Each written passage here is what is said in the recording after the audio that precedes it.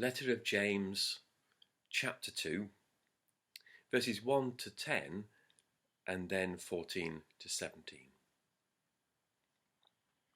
My brothers and sisters, do you, with your acts of favoritism, really believe in our glorious Lord Jesus Christ?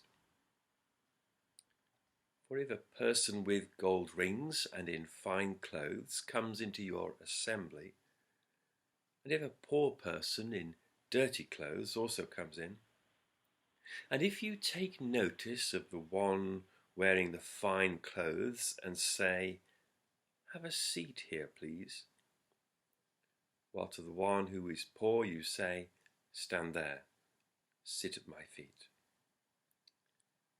have you not made distinctions among yourselves and become judges with evil thoughts?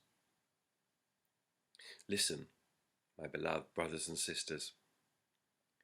Has not God chosen the poor in the world to be rich in faith and to be heirs of the kingdom that he has promised to those who love him? But you have dishonored the poor. Is it not the rich who oppress you? Is it not they who drag you into court? Is it not they who blaspheme the excellent name that was invoked over you? You do well if you really fulfill the royal law according to the scripture. You shall love your neighbor as yourself. But if you show partiality, you commit sin and are convicted by the law as transgressors. For whoever keeps the whole law but fails in one point has become accountable for all of it. What good is it, my brothers and sisters, if you say you have faith but do not have works? Can faith save you? If a brother or sister is naked and lacks daily food, and one of you says to them, "Go in peace, keep warm, and eat your fill," and yet you do not supply their bodily needs, what is the good of that? So faith by itself, if it has no works, is dead.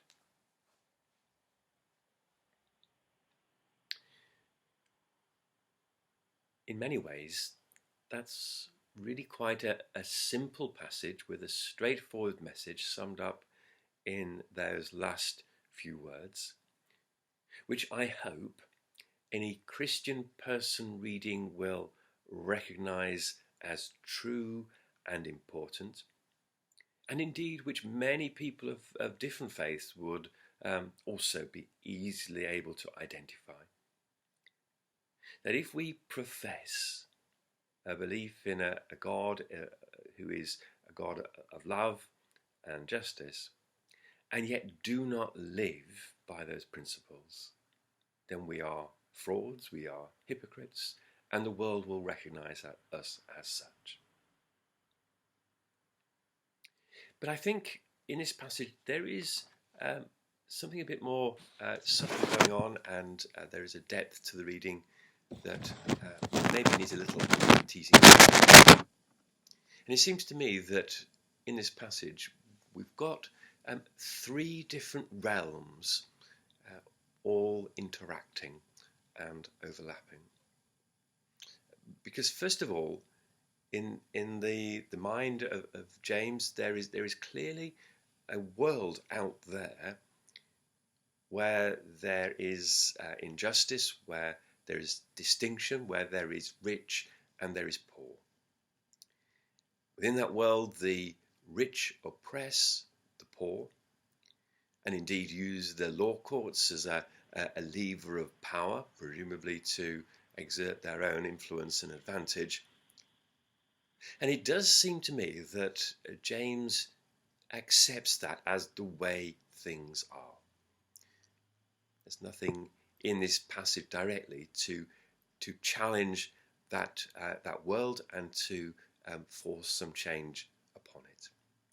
And maybe we might be reminded of the words of Jesus, "You will always have the poor with you." We may be less comfortable with that, but it's maybe understandable from James's perspective in presumably a small and relatively poor community, really struggling to know how that world could ever be different from how it is. But that's the world in which this letter is set. The second realm is, of course, the realm of the church. And of course, the church merely the congregation, the gathering, the assembly of Christian people. And within that, and people are people, human beings, they are showing favoritism. They are making distinctions between one another, and of course, in particular, between those who are well off and those who are not well off, those who are well dressed and those who are not well dressed. And they are being judgmental. They are using people's outward appearance as a measure for their worth and their place. And all this comes out in something as mundane as the seating plan of the assembly. And maybe that will ring true in many of our own human experiences, be that church or in society. That the place, the literal and physical place we find ourselves in when we're in a gathering can really cut deep if we don't feel it's right, or can make us feel honoured and special. And it's an intriguing little glimpse into maybe what these early Christian meetings were like. We know surprisingly little about what the church actually looked like in these early days. But clearly there's something here that's quite structured and where it matters where one sits. So we've got the world where poverty is seen as a given reality. We've got the church in which people are relating to one another but allowing a judgmental attitude to creep in as they occupy a physical space. But there is a third realm, and it would be quite easy to gloss over and to miss here. But of course it is the key, because it is the realm that Jesus himself occupies. Jesus isn't mentioned often, but of course he is mentioned, and first of all as the glorious Lord. That's how the passage introduces Jesus. And then of course Jesus is the giver of the royal law. And what an interesting way of describing that key teaching of Jesus: love your neighbour as yourself. And then in relation to his followers, Jesus is the one with the excellent name. You get that sense, don't you? Jesus, the glorious Lord, the giver of the royal law, the one with the excellent name. Jesus, who is over all. And even though this passage is not packed full of theological language, it is a very rich and full picture of Jesus' place in this story that will be easy to pass over. And it chimes in, of course, even though in many ways this is a very different passage, from the gospel language of the kingdom of God. The kingdom is something that is as something that we live out, but is actually about the sovereignty, the reign of the God made known in Jesus Christ. So I wonder what it says to us as we think about how we bring faith and works together. And every church that I visit in these times is keen to be an expression of that bringing together of faith and works.